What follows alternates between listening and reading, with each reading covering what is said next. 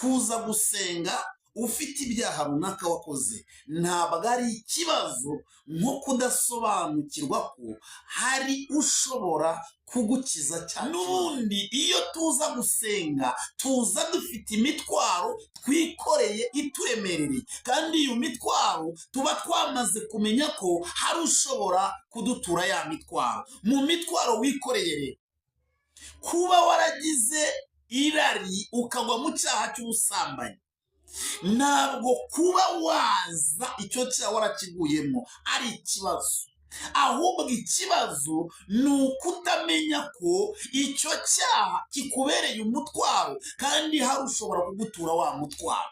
Kuba waragize kurarikira ikinyobwa cy'inzoga, ukanywa ya nzoga, ukaza gusenga wayinyoye, ndetse n'ubwo waza wasinze, ntabwo icyo ari ikibazo. Ikibazo ni ukudasobanukirwa ko hari ubasha gutanga ikinyobwa gikuraho izindi nyota zose tugirira mu mubiri, tukanyurwa n'ijambo ry'Imana. Ikibazo ni ukutamenya uwo nguwo. Ibyaha byose umuntu yakora ari muri uyu mubiri birashoboka, kuko umubiri urabimwemerera.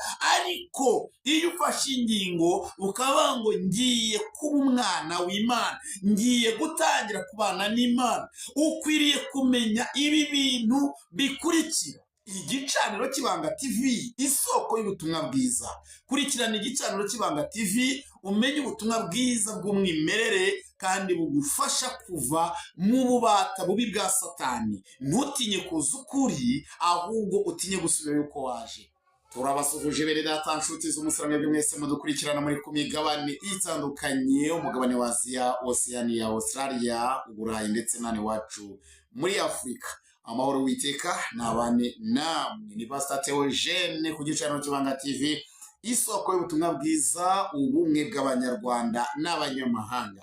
Nakubwira ngo rero tugiye gukorana ikiganiro cy'ijambo ry'Imana, untege amatwi kandi nukuri ndazi yuko nukurikiza impuguro ngiye kuguhereza uri buze guhinduka. Mbere ya byose, mu muco w'ivugabutumwa tugira hano nuko ibikorwa byacu byose tubanza gusenga Imana kugira ngo ituyobore muri byo. Imana nziza, Imana rubasha, gitare gisuma amahanga, tugushyize imbere, ubane natwe, utangirane natwe kandi usozanye natwe. Tugiye kuganira ku ijambo ryawe kugira ngo duhugurire benshi baza buri kuza biyujuje kandi biteguye, mu izina rya Kristo Yesu, amen.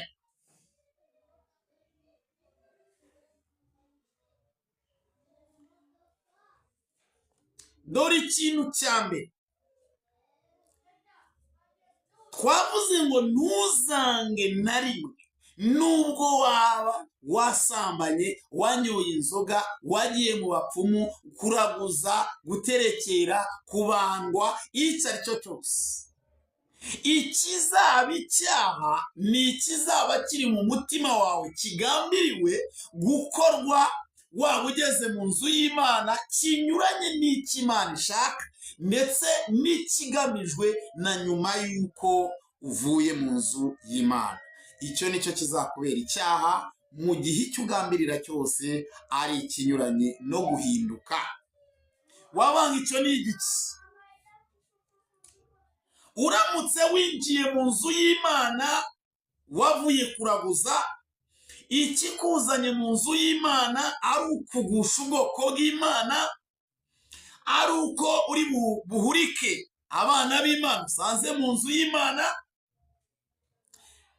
ari uko uje kugenzura ko impano ziri gukoreraho z'umwuka zikora cyangwa zidakora kugira ngo ubone uko ubagusha, ibyo bizakubera icyaha, bizakuviramo urupfu, bizakuviramo kurimbuka, ndetse ntiya nubwo ibyo ugamije kuza gukora bizaguhira, kuko Uwiteka Imana yaravuze ngo sinzemera ko izina ryanjye ritukwa. Wumve rero ko icyo waza ugamije gukora kitarimo guhinduka, icyo ngicyo kizakubera icyaha.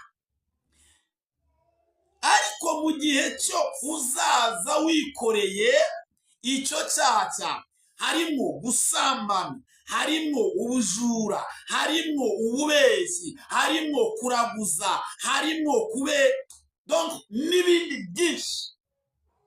Ibyo n'ubundi umuntu ujya mu ijuru ntabwo ahamagarwa ari umukiranutsi, ahubwo ahamagarwa ari umunyabyaha. Niba ahamagawe ari umunyabyaha, icyumvikana ni uko aza yikoreye iki? Imitwaro. Ya mitwaro yikoreye rero harimo bya bizira byose, bya bindi ijambo ry'Imana rivuga ngo ibya mbere ntibiba bikibukwa. Kugira ngo bitibukwa, reka nze nkubwire ibintu bigera nko muri 7 cyangwa se turabanza tuvuge 4, sibyo? Ibyo bintu nubikora, nubigenderamo gutyo, ibya mbere ntibizaba bikibukwa.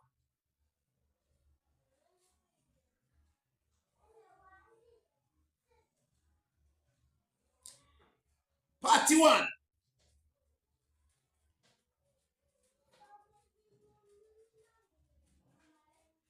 Mbere y'uko ugiye gusenga, ikibazo cya mbere uko tukinjiramo, mbere y'uko ugiye gusenga, banza umenye ugiye gusenga ninde.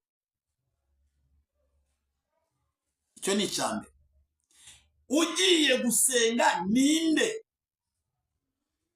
kandi agiye gusenga iyihe Mana? Icyo ni icya mbere. Mbere y'uko usenga, banza usobanukirwe jyewe ugiye gusenga ninde. Sibyo? Ese iyo ngiye gusengayo ni iyihe? Ese ubundi gusenga basenga bate?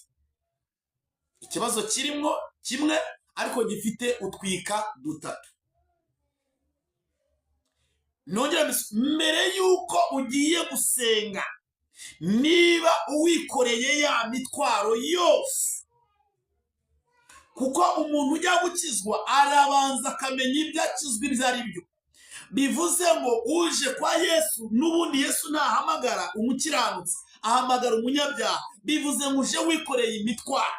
None mbere y'uko ugera kwa Yesu, mbere y'uko utangira igikorwa cyo gusenga, urabanza umenye ngo jyewe ugiye gusenga ndinde.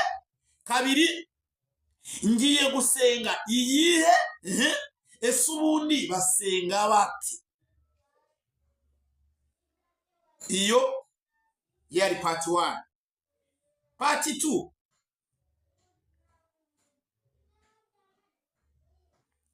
ese ubundi mu buzima busanzwe nari nsanzwe mfite idini? Amen. Kuko ntabwo uzakirizwa mu muyaga, ntabwo uzakirizwa mu kirere. Ugomba kuba ufite idini wanditswemo. Niba ntaryo ufite, nabyo ugomba muri bya bindi wibaza mbere y'uko usenga, ukwiriye kubimenya. Ukavuga ngo ko numva namaze gufata ingingo yo gusenga. Ariko basenga bati? Njyewe ugiye gusenga ndinde. Iyo ngiye gusenga ni iyihe? Ubundi ndayisengera he? Amen.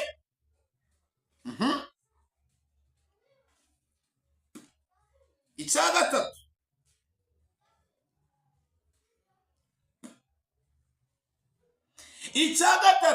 kirabaza ngo ubanye ute? Eske donc nuvuga ngo icya 3 n'ubundi gicomekeranyemo no kuvuga ngo ndinde. Kuko ubanye ute n'aba ugiye gutangira gusenga? Ubanye ute? Mbanye nte? Sibyo?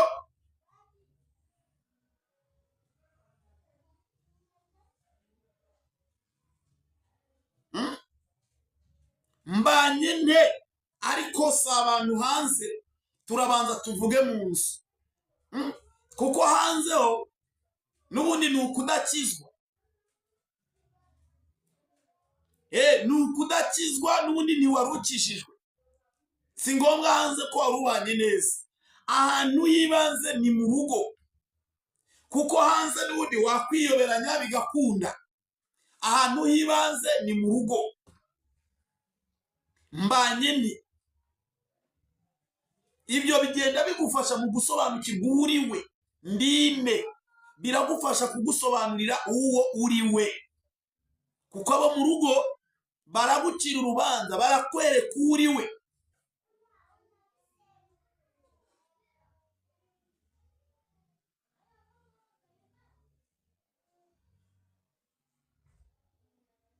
Sibyo? Hanyuma ikindi, nyuma y'uko umenya uriwe, nuko ugomba kubona itandukaniro hagati yawe ndetse n'abantu b'Imana. Ya yindi niba wayimenye ugiye gusenga, wowe ugahita umenya uriwe, ukamenya n'abantu b'Imana barimo. Kuko iyo umenya abantu b'Imana barimo, biguha gutandukana n'uwo wariwe, ugashaka kuba nk'uko nabo bari, cyangwa se ukanabarenza. Amen. Ubundi mbere y'uko ubarenza, urabanza ukamera nkabo. Kuko iyo ugihamagarwa, uba ukigendera mu gakiza k'abandi, ku ishusho y'agakiza k'abandi bagaragaza hanze.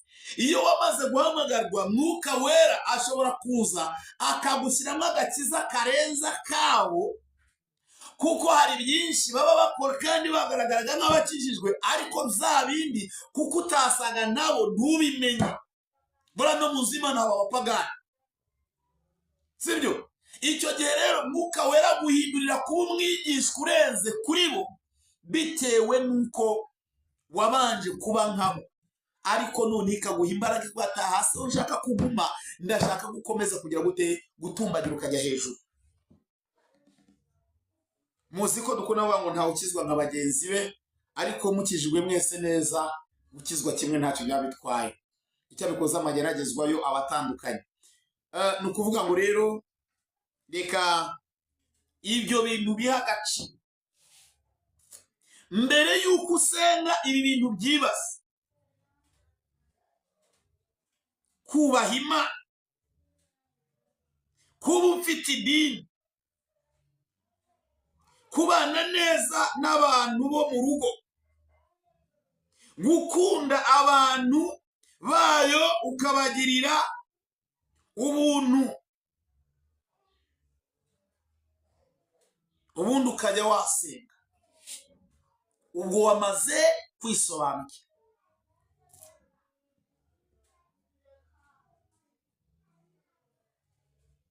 Amen. Reka turebe ijambo ry'Imana dusanga mu Byakozwe n'Intumwa, ibice 10, murongo wa mbere, twumve icyo hatubwira.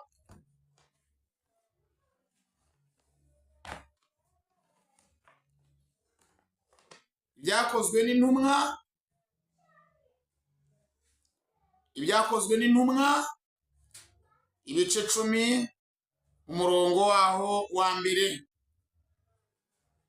Titire iravuga ngo marayika abonekera Koruneliyo.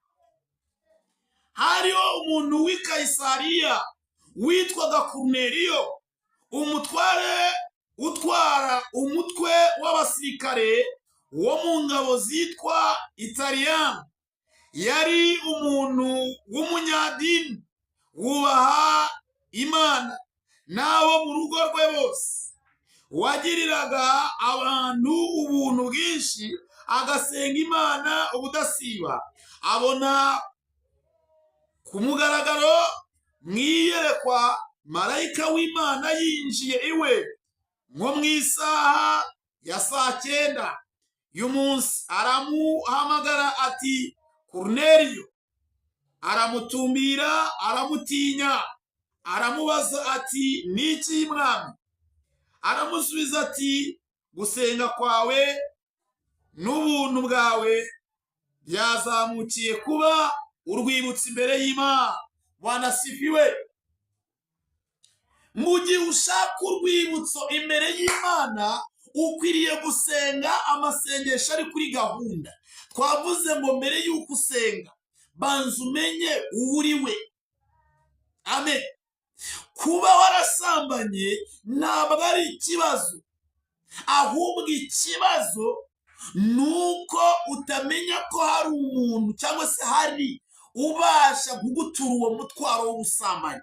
Icya mbere, ntusobanukiwe ko gusambana warabikoze byararangiye kandi ntabwo iri buze kukwica, ariko ukwiriye kumenya ko ari umutwaro ku buzima bwawe. Amen. Ukwiriye kumenya ko ubwo busambanyi ari umutwaro ku buzima bwawe. Ibyo biri mu kwisobanura. Ndinde kuba waranyoye inzoga, icyo si ikibazo rwose, kuko n'ubundi Imana ihamagara abari kure, ngwino zana iyo mitwaro yawe, ahubwo zana ubusinzi, zana ubusambanyi. Genda biguhamagarira rwose. Kuba uri umusambanyi ntabwo ari probleme, kuba uri umusinzi ntabwo icyo ari ikibazo, kuba uri umubeshyi ntabwo icyo tukitaho, ahubwo turita ku mutwaro tubona wikoreye. Umutwaro washyizweho n'ubwo busambanyi, n'ubwo businzi, n'ubwo bubeshyi, n'ubwo bujura, n'izo nzangano, n'ibyo byo kwikinisha n'amagambo. Ibyo, uwo mutwaro niwo tubona ukumereye nabi, wenda kukwica, wenda kukuvuna izosi, urakubuza amahoro, urakubuza amahwemo. Ngaho emerera Uwiteka uvuge ngo ubundi ndinde mbere y'uko nsenga. Wanasifiwe sana.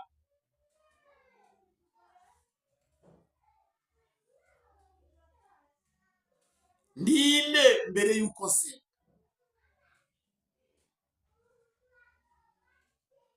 Numara kumumenya ubwo uzasanga ugomba no kumenya Imana ugiye gusenga iyo ari yo. Ni Imana itura iki uwo mutwaro? Kandi uzavuga ati ese basenga bate? Uzamenya ko mu gusenga ari uguca bugufi, ukaba ngo ndashaka gutura uyu mutwaro.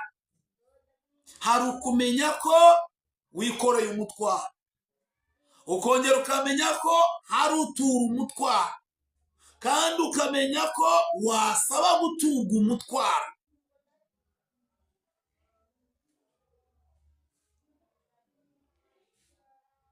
Subiremo. Hari ukumenya ko wikoreye umutwaro, hari no kumenya ko hari utura umutwaro, hari no kumenya ko ukwiriye gusaba guturwa umutwaro.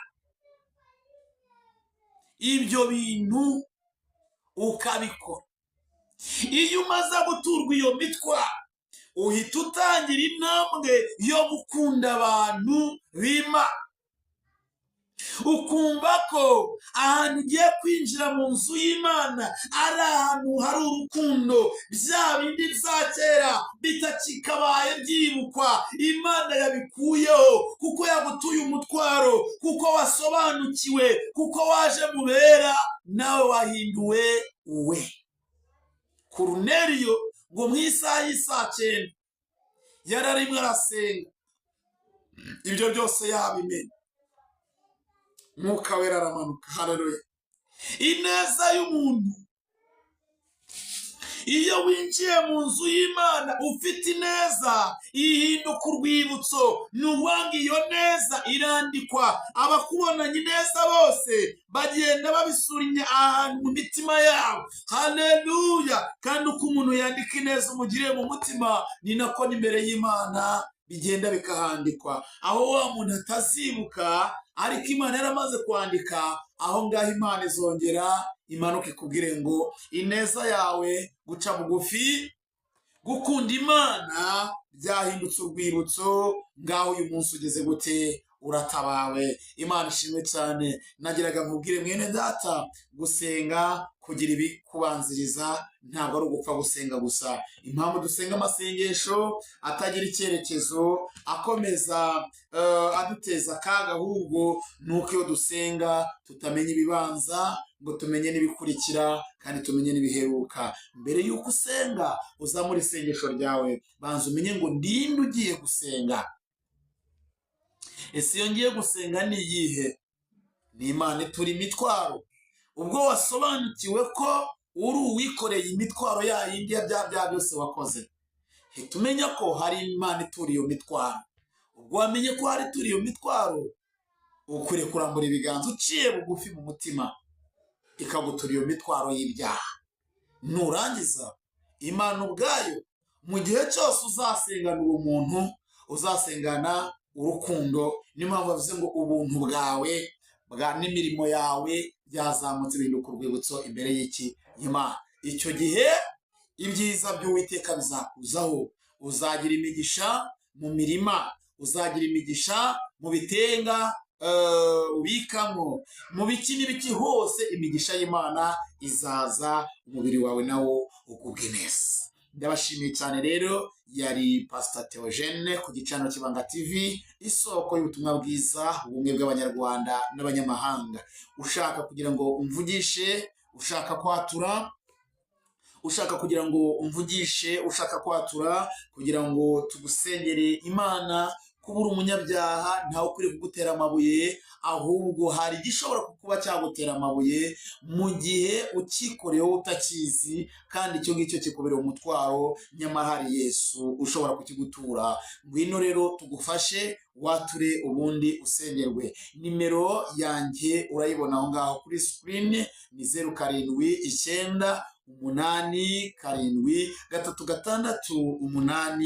0787368653. Hanyuma amazina ni Theogene. Ndumva kumpamagara ntabwo bikunda, unyandikira kuri WhatsApp ukambwira icyifuzo cyawe ndetse naho uherereye, ubundi nkagufasha. Murakoze cyane. Message zisanzwe zo ntabwo nzisoma. Ndabashimiye. Imana ibahereza umugisha ko mwafatikanije nanjye. Utarakora subscribe uyikore, like, comment, ndetse n'ibindi byose biri ngombwa gusharinga, n'ibindi Uwiteka bashoboze kugira ngo mudushyigikire. Murakoze, mugire ibihe byiza.